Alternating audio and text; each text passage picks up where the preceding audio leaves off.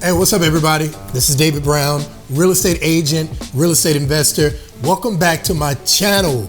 I'm so excited because what we're getting ready to talk about now, and I always get excited about this stuff, right? But what we're getting ready to talk about now is how you can make $100,000 in your first year of real estate. Yes, it's realistic. Yes, it's obtainable. And yes, you can do it, right?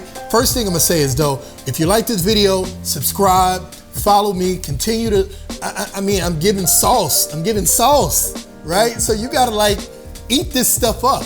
But in this video right here, I really wanna highlight how you could achieve $100,000. And we're talking about net commission. We're not talking about gross commission, which I'm gonna highlight in a second. With the gross commission, this is all based on the negotiation from the very beginning when you sit down with your brokerage. Whether you're at a brokerage and they're just doing transactions and they charge you per transactions, all of that money either comes from you or whether you sit down at a broker and they have a cap that you have to achieve. So, for example, when I first got into real estate, my first year, I got with a brokerage, I had a cap of $21,000, which means I had to pay the brokerage $21,000 out of all of my transactions before I got to 100% of my commissions. So $100,000 could be net or gross, but we want to look at it from a net standpoint, all right? First things first, take that whole limit off of you being a procrastinator, diminish the fact and kill the beast on you being undisciplined. Because the one thing you're gonna have to do is look at you first. Are you disciplined? Are you a procrastinator? Are you motivated every so often? Because I can sit here and give you nuggets on what you're supposed to do, but if you never address you, then it doesn't matter about these actionable items that I'm getting ready to lay out to you. You gotta look at you first. So let's kill that procrastination and let's kill that lack of being disciplined, because this is basic what I'm getting ready to tell you. But if you put it into action, you go make 100 racks, I guarantee you, all right?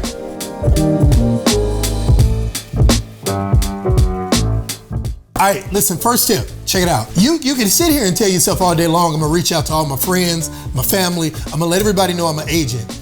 But that's one part of it. There's other pieces to this. You gotta get out there. I remember when I first started, I pulled every for sale by owner in Houston. Now, did I look at it and say, well, other agents are gonna be calling this? I didn't care about that. I know that agent didn't have my voice, my pitch, my enthusiasm, nor did they have my hunger. So you're a beast all by yourself. Don't compare yourself to anybody. I pulled every for sale by owner I had. Now, why do people like doing the for sale by owners? Because they don't like to pay the commissions. They don't, bottom line. So then what you gotta do is you gotta work with your broker and say, you know what, if I acquire a for sale by owner and I get a listing appointment, can I work with them on reducing their commissions? Now, if you do that, now the for sale by owner or whoever it is, now they're willing to hear you out, because at the end of the day, they just want to save money. They don't want realtors taking 3% on one end, 3% on another, and then taking out from their bottom line, which is a total of 6. But if you can sit down and have a conversation with that for sale by owner and say, look, what about if I worked with you on a commission reduction? What about if I gave you full agreement to list this property, work it, open houses, I mean everything. I'll throw everything on it. I'll market it for you. And I do it all for reduced commissions. Man, you got nothing to lose on that. And don't buy into how people say, all right, you're worth more than reducing commissions. What you're trying to do is understand that the audience that you're speaking to is somebody that's trying to save money. So work with them in the area that they're comfortable in. All right?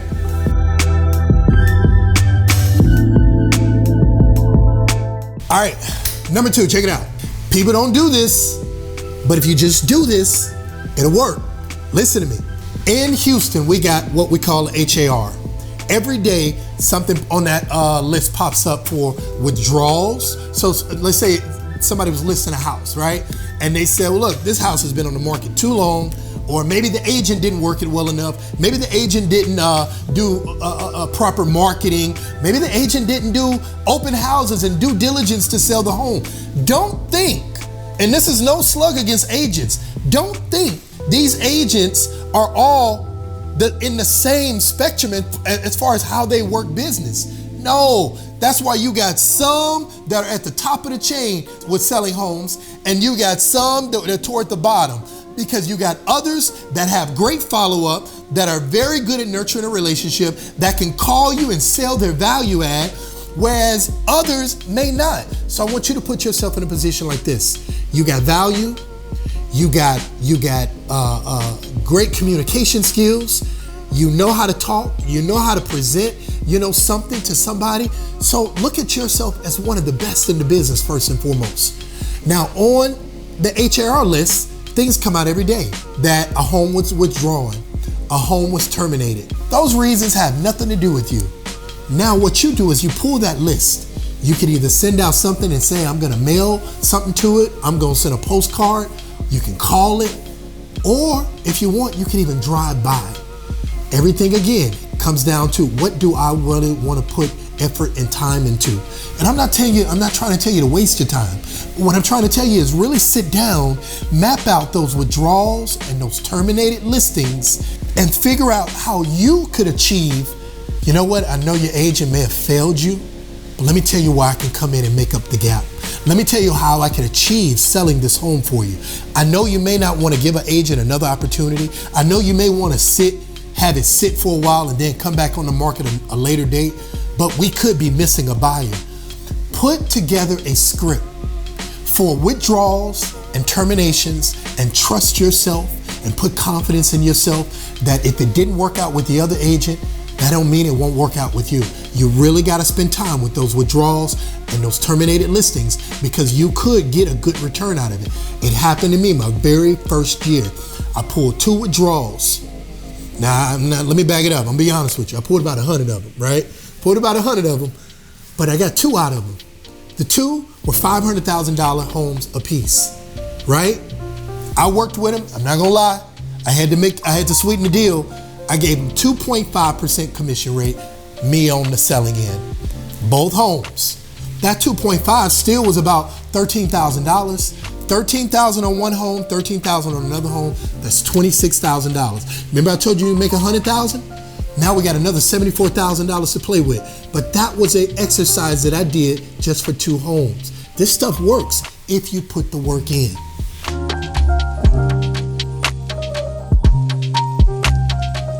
Last tip. This is important. And I know everything I say is important. This is important. Hear me out. When you get an investor that's looking for off-market property, you're gonna end up finding an off-market property for this person. And if you're wondering to yourself right now, man, where can I find an investor? I just started out. Get on Facebook.